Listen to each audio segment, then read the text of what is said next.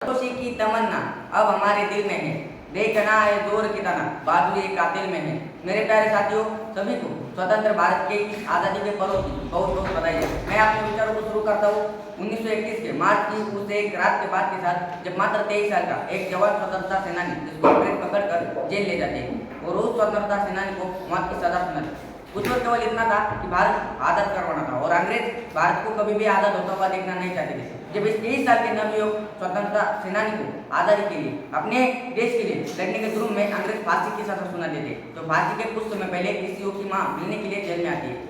मार्च 1931 की वो काली रात, उस रात का चारों ओर का अंधेरा जरूरत से कुछ ज्यादा ही गहरा काला था और उस रात में रोज की तुलना में बहुत ज्यादा सन्नाटा था। और उस सन्नाटे के बीच जेल के भीतर एक कोने में एक माँ और उसके बेटे के बीच वो आखिरी बातचीत हो रही थी, वो आखिरी मुलाकात हो रही थी जो हिंदुस्तान के आने वाले दिनों में एक तूफान लाने वाली थी। लेकिन ये बातचीत सिर्फ शब्दों का आदान प्रदान नहीं था, बल्कि एक माँ की ममता और साहस और एक जवान बेटे के बलिदान की संकल्प की कहानी थी।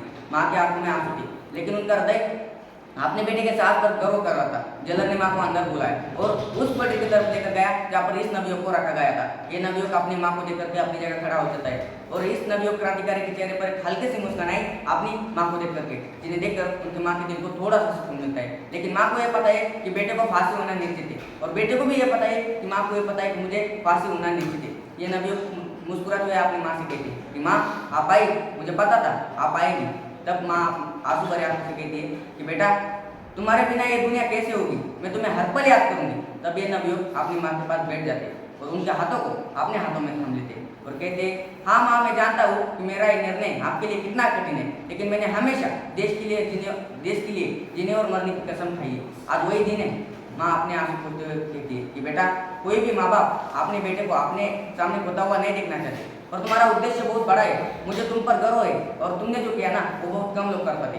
पर एक माँ का दिल अपने बेटे के बिना कैसा रहेगा। मैं तुम्हारे जाने के बाद तुम्हारी यादों को तो जिंदा रख लूंगी, पर क्योंकि एक माँ के लिए अपना बेटा ही सब कुछ है।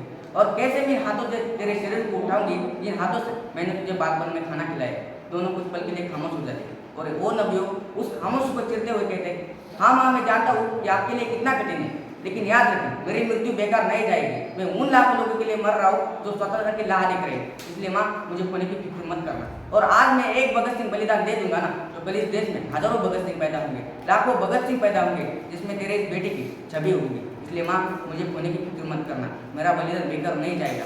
लिखने वालों ने क्या खूब लिखा है कि चिताओं पर मरने वालों की लगेंगे हर बरस मेले और वतन पे मरने वालों का यही बाकी निशा होगा। और इस 23 साल के भगत सिंह को हंसते हंसते फांसी पर चढ़ाना मंजूर था, पर गुलामी में जीना इन्होंने कभी नहीं कबूल किया। और ऐसे कई नाम है इतिहास में, सुखदेव, राजगुरु, हस्तरगुला खान, राम प्रसाद बिस्मिल, ठाकुर रोशन सिंह, महात्मा गांधी, सत्येंद्र नाथ बोस, सुभाष चंद्र बोस, ऐसे कई नाम है इतिहास में जिन्होंने अपने देश के लिए अपने बलिदान दिए, अपने प्राण दिए। इन सभी वीरों को मैं कोटि कोटि प्रणाम करता हूँ और मेरे विचारों को समझने के लिए धन्यवाद। जय हिंद, जय भारत, वंदे मातरम।